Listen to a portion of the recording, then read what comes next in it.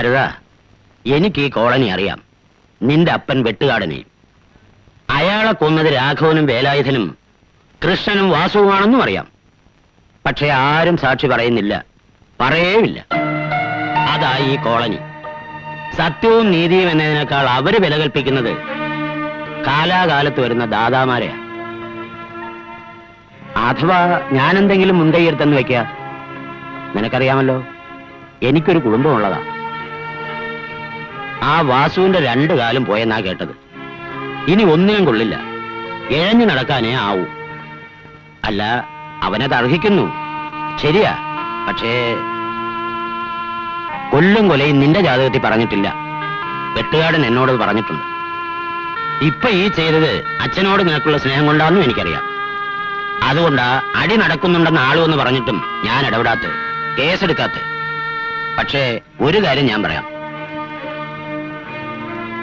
Chathan colony നിന്നെ 2 കൈയും നീട്ടി ദത്തെടുക്കും, ദാതയായിട്ട്. പക്ഷേ ജീവിക്കാൻ നിനക്ക് പറ്റുകയില്ല, നിന്റെ മനസ്സങ്ങനാ. നീ പോയിട്ട് എല്ലാം മറന്ന് നന്നായിട്ട് ജീവിക്കാൻ നോക്ക്.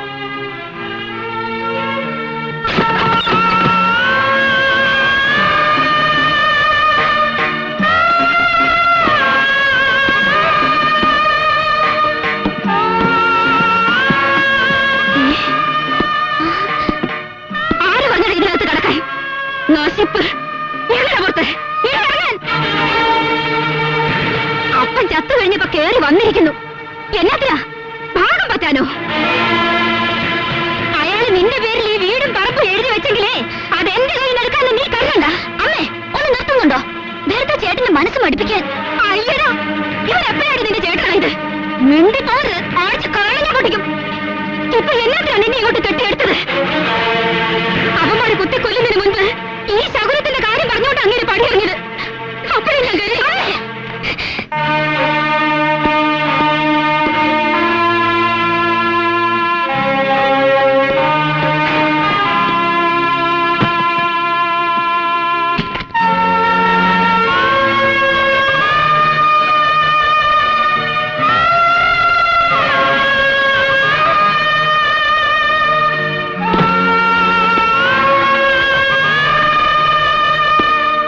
ഇതിന് നിങ്ങളുടെ ഔദാര്യം വേണ്ട. വേണോ? നിങ്ങളുടെ സ്വത്തും സ്വർണ്ണം ഒന്നും വേണ്ട എനിക്ക്. അച്ഛൻ മരിച്ചു എന്നറിഞ്ഞപ്പോ ചിതയിലേക്ക് എടുക്കും മുമ്പ് വരാൻ കഴിഞ്ഞില്ല. പിന്നെയും വന്നു ഇവളെ കാണാൻ. ഇപ്പൊ കണ്ടല്ലോ, ഇനി കണ്ടേക്കരുത്. ഇറങ്ങിപ്പോ.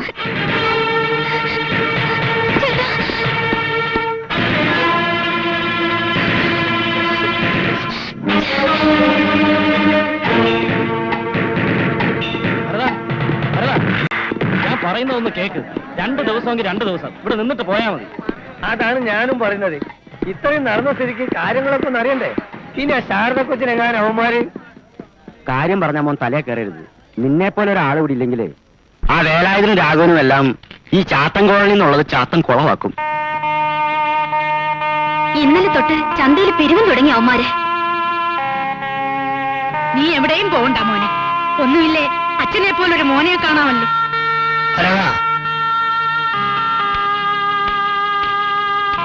നിനക്കറിയൂ, ഇതുപോലെ ആയിരുന്നു നിന്റെ അച്ഛനും. എല്ലാം ഇട്ടെറിഞ്ഞ് പോകാൻ തുടങ്ങുമ്പോൾ ഞങ്ങൾ കുറച്ചു പേര് ഇവിടെ പിടിച്ചു നിർത്തി. പിന്നെ അങ്ങോട്ടൊരു കയറ്റായിരുന്നു. നീ എങ്ങോട്ടും പോണ്ട മോനെ. എങ്ങനെ ജീവിക്കുമെന്നാവും നീ പോലും അറിയാതെ അത് നടന്നോളും. നീ അത് തെളിയിച്ചു കഴിഞ്ഞു. ചെറിയമ്മയുടെ കൂടെ ഇനി താമസിക്കാന്ന് വെച്ചാ? അല്ല, ഇതാണ് ഇപ്പൊ ഇത്ര വലിയ കാര്യം. അതിന് നമ്മളെ വാസുപിള്ളയുടെ വീടില്ലേ? ഇനി ആലോചിക്കാൻ ഒന്നുമില്ല. ഭരതൻ പോകുന്നില്ല.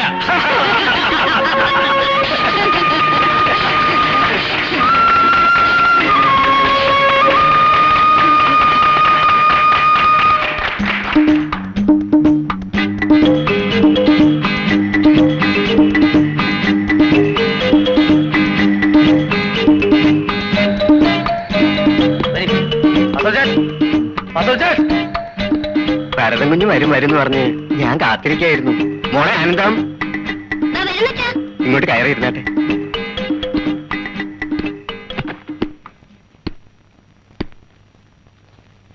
മൂസ ദിവസം വന്ന് പറഞ്ഞപ്പോ തൊട്ട് മോള് തൂക്കലും തുടക്കലായിട്ട് ഓവർ സ്പീഡായിരുന്നു. അതെ, വാസുവിളച്ചേട്ടൻ ട്രാൻസ്പോർട്ടിലെ പഴയ. പിന്നെ എന്തെങ്കിലും ആവശ്യമുണ്ടെങ്കിൽ എന്നെയോ ആനന്ദത്തിനെയോ വിളിച്ചാ മതി.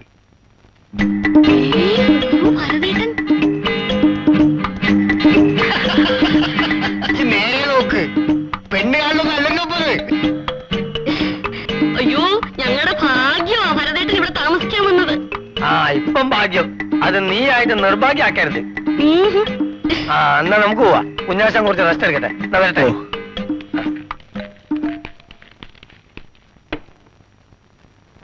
ഞാൻ ഉണ്ടാക്കിയ സ്പെഷ്യലാ. ഇനി ഭരതം കുഞ്ഞിന്റെ ശാപ്പാട് ഉച്ചയ്ക്കും വൈകിട്ടും മുടങ്ങാതെ ഷാപ്പിന്ന് കൊടുത്തയക്കാം. ദേവസ്യാച്ചന് ഷാപ്പിന്ന് വരാൻ പറ്റാത്തോണ്ടാ ഞാൻ തന്നെ കൊണ്ടുവന്നത്. പോട്ടെ. ഓ, അയ്യോടി, ഞാനും കളിപ്പിച്ചോണ്ട് വന്നിരിക്കുന്നു. ഭരതേട്ടന് അതൊന്നും കഴിക്കണ്ട. ഞാൻ വെച്ച് വിളമ്പിയാൽ എന്താ പിടിക്കില്ലെന്നുണ്ടോ? എന്റെ ആരോഗ്യത്തിന്റെ രഹസ്യം തന്നെ ഇവളുണ്ടാക്കി തരും. ചോറും കറിയും കൂടെ. ആ, പിന്നെ ഭരതേട്ടന് മുകളിൽ മുറിയിരിക്കിട്ടുണ്ട്. ആനന്ദം പോയിക്കോളൂ, ഞാൻ അല്പം കഴിഞ്ഞ് കിടന്നോളാം. ശരി വാച്ചാ. ആ,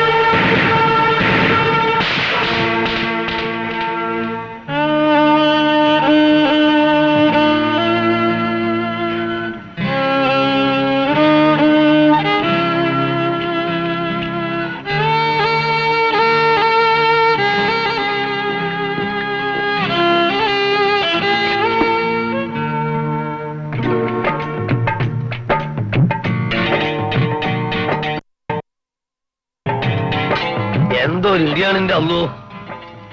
തെങ്ങ് ചാടിക്കേറി വലത്തേക്കാലുകൊണ്ട് ഒരൊറ്റ ഇടിയാ. അതാ കരുതുന്ന തലയം കൃഷ്ണൻ താഴെ. മോനാണെങ്കിലും വെട്ടുകാരനേക്കാൾ ഉശിരുള്ളവനാ. ഓന്റെ ആ മുടി പിന്നോട്ട് തട്ടിയിട്ടൊരു അടിയുണ്ട്. അതൊന്ന് കാണേണ്ടി തന്നെയാ. ഓൻ ഈ കോളിനൊന്ന് കലക്കും. ഉശിരുള്ള ആണുങ്ങളെ അടിക്കുകയും ചെയ്യും കലക്കുകയും ചെയ്യും. ഇങ്ങളെ പോലെ പേടിത്തൂറിൽ കൃത് വല്ലതും പറഞ്ഞിട്ടുണ്ടാ? ഒരു കത്തിയും കൊണ്ട് നടപ്പാണ്. വലിയ ഉസ്താദെന്ന് പറഞ്ഞല്ലേ ഞമ്മളെ നിക്കാതെ കഴിച്ച്. നിങ്ങൾ ഈ ജന്മത്തോരുത്തെങ്കിലും ഒരു അടി കൊടുക്കണ കണ്ടിട്ട് ഞമ്മക്ക് മയ്യത്തായാ മതിയായിരുന്നു. എന്തെങ്കിലും കഴിച്ചോണ്ടിരിക്കുമ്പോൾ ഡിസ്റ്റർബ് ചെയ്യരുതെന്ന് പലതവണ എന്നോട് പറഞ്ഞിട്ടുണ്ട്. കേട്ടിക്കാളും ഞാൻ. ഓ, വന്നിപ്പോ ഞമ്മക്കിട്ടുവായോ? ഇത് കണ്ട, അതിനേക്കാ വലുതാ ഇത്. ഞമ്മളടുത്ത് വേല കാട്ടണ്ട. ഇതെന്താണ് വിയാത്തു? ഞാനൊരു തമാശക്ക് കത്തിയെടുത്തല്ലേ. നീ അത് കാര്യാക്കിയോ? അല്ലെ നിനക്ക് ഞാൻ കത്തി കയറ്റോ? നീ അതാണ്ട് കളി. ആ കൊടുവാളാണ്ട് മാറ്റിയെന്ന്. മോന്റെ കൂടെ പടച്ചോനുണ്ടാവും.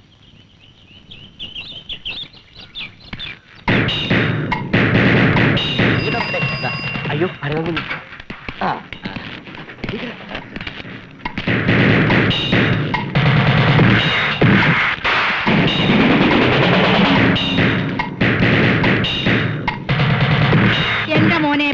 നിന്റെ കൂടെ നടക്കുന്നത് കൊള്ളാം. അവൻ തന്റെ ഇട ഉള്ളവനാ. ഈ പേടിച്ചു തൂറി മൂസ എന്തിനാ നടക്കുന്നതെന്നാ എന്റെ സംശയം. തള്ളേ കണ്ടോ, ഇതായി അവന്റെ രോഗം. ആരെങ്കിലും എന്തെങ്കിലും സത്യം പറഞ്ഞ ഉടനെ അവന് ചൊറിച്ചിലും വരും, കത്തിയിടും. വാ വാ. അള്ളാനെ തള്ളൻ ഒരു ദിവസം ഞാൻ കൊല്ലും. കൊലത്തും. ഈ കത്തിയേക്കാൾ മൂർച്ചയുള്ള വാളാ തള്ളയുടെ നാക്ക്. എന്നാൽ അന്ന് ആ കറുത്തൊരു ബാക്കി ഓട്ട് കാര്യം. മൂസക്ക. ഓട്ട് മൂസേ. വാ, വാ.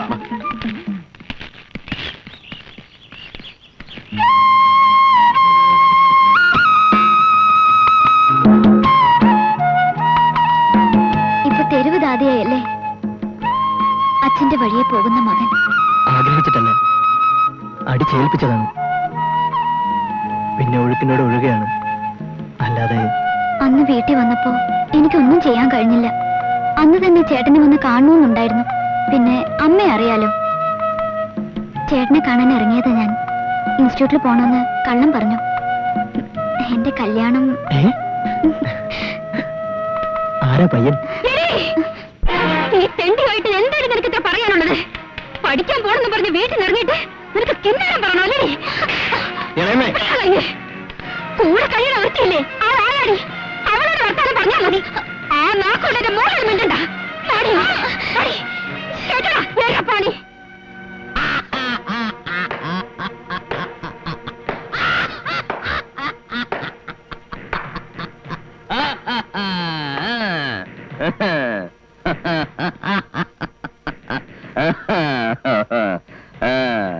അല്ല, ഈ തള്ള പറഞ്ഞ തെറി കേട്ടപ്പോ എനിക്കൊരു സംശയം, ഇത് വെട്ടുകാരന്റെ മോൻ തന്നെ ആണോന്ന്.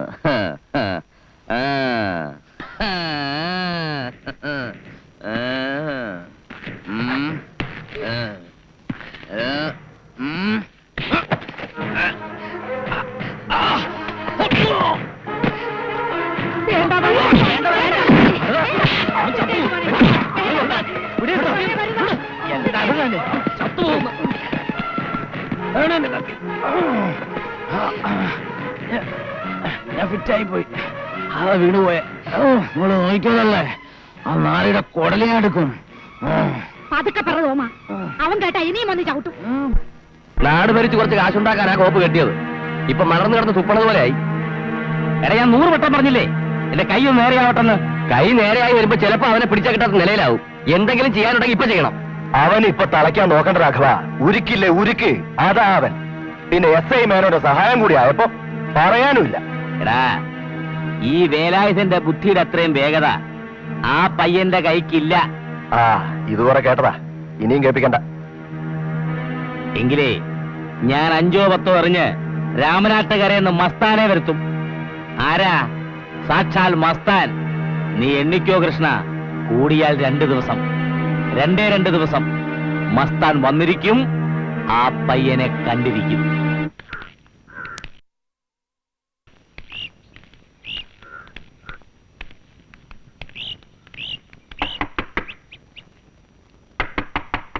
ആരുമില്ലാന്നാ തോന്നണേ.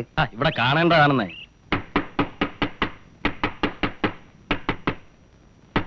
ആഹാ, ഇങ്ങനെ കട്ടിയാ കറവ് പൊളിഞ്ഞു പോവുമല്ലോ. ഏട്ടൻ കുളിക്കുക. ഏട്ടനോ? കാര്യങ്ങൾ ക്ലിയർ ആയിട്ട് പറഞ്ഞ് മനസ്സിലാക്കി കൊടുത്തിട്ടില്ലെങ്കിൽ അടി ഇങ്ങോട്ട് കിട്ടും. ഞാൻ പറഞ്ഞില്ലാന്ന് വേണ്ട അല്ലേ? അതെ അതെ. നമുക്ക് അകത്തേക്ക് ഇരിക്കാം. വാ.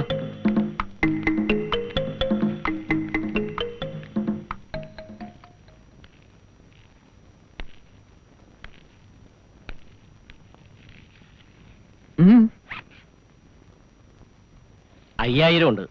ബാക്കി കാര്യം കഴിഞ്ഞിട്ട്. എന്താ ഇത്? ആദ്യം വാങ്ങ്, കാര്യങ്ങൾ ഇയാള് പറയും. അതെ, ആദ്യം കാര്യം പറ. അവന്മാരെ ആശാൻ ഒന്ന് പെരുമാറണം. യവന്മാരെ? ആ മഹാലക്ഷ്മി ബസിന്റെ ഡ്രൈവറെയും കണ്ടക്ടറെയും കിളിയെയും. അവന്മാര് എന്റെ കയ്യിൽ നിന്ന് 60,000 രൂപ പലിശയില്ലാതെ കടം വാങ്ങി ഇറങ്ങിയതാ മഹാലക്ഷ്മി ബസ്. തിരിച്ചു ചോദിച്ചപ്പോ ആദ്യം അവന്മാര് ചിരിച്ചു, പിന്നെ എന്നെ വിരട്ടാൻ തുടങ്ങി. ഇപ്പൊ വന്ന് ബസ് സ്റ്റോപ്പിൽ നിർത്തുന്നത് പോലുമില്ല. നാട്ടുകാർ എന്റെ നേരെ തട്ടിക്കയറുകയാ. ഞാൻ കാരണം ആ ബസ് സ്റ്റോപ്പിൽ നിർത്താത്തെന്ന് പറഞ്ഞു. കാശോ പോട്ടെ, ആൾക്കാരെ ബുദ്ധിമുട്ടിക്കാതെ ബസ്സെങ്കിലും സ്റ്റോപ്പിൽ നിർത്തിക്കൂടെ? ആശാൻ അവന്മാരെ ഒന്ന് ചതയ്ക്കണം, അപ്പൊ ബസ് സ്റ്റോപ്പിൽ നിർത്തും. കാശ് വാങ്ങിയിട്ട് കണ്ട തെണ്ടികളൊക്കെ ഇടിച്ച് മര്യാദ പഠിപ്പിക്കാൻ ഞാൻ പോലീസുകാരനല്ല, വെട്ടുകാരനുമല്ല. ഇതുപോലുള്ള കരാറുകളൊന്നും വരുന്നതിന് വേണ്ട. അങ്ങനെ പറയരുത്. ഈ കരയില് ഇങ്ങനെ ഒരാൾ ആശാൻ മാത്രമേ ഉള്ളൂ. ആശാൻ വാങ്ങിയാലും ഇല്ലെങ്കിലും ഞാനിതോടെ വെച്ചിട്ട് പോകും. പിന്നെ എന്നെങ്കിലും മനസ്സ് മാറി ബസ് സ്റ്റോപ്പിൽ നിർത്തിച്ച എന്റെ സന്തോഷത്തിന് ബാക്കി 5000 കൂടി ഞാനിവിടെ കൊണ്ട് തന്നിട്ട് പോകും. എനിക്ക് ഇത്രേ പറയാനുള്ളൂ. ഏയ് ഇതെടുത്തിട്ട് പോണം മിസ്റ്റർ. ആശാനെ, ആദ്യമായിട്ട് കയറി വന്ന മഹാലക്ഷ്മിയാണിത്. പറഞ്ഞു വിടരുത്. ഭരത, ഇങ്ങനെ നീതി നിയമം ഒന്നും പറഞ്ഞിട്ട് കാര്യമില്ല. കാശ് വരുമ്പോഴേ വരത്തുള്ളൂ. എന്നാ നീ പോയി അടിക്ക്. നിനക്കൊരു കാര്യം ചെയ്യാവോ? ആ കല്യാണ ബ്രോക്കറുടെ വീട്ടിൽ ചെന്നിട്ട് ഞാൻ വരുന്നു എന്ന് പറ.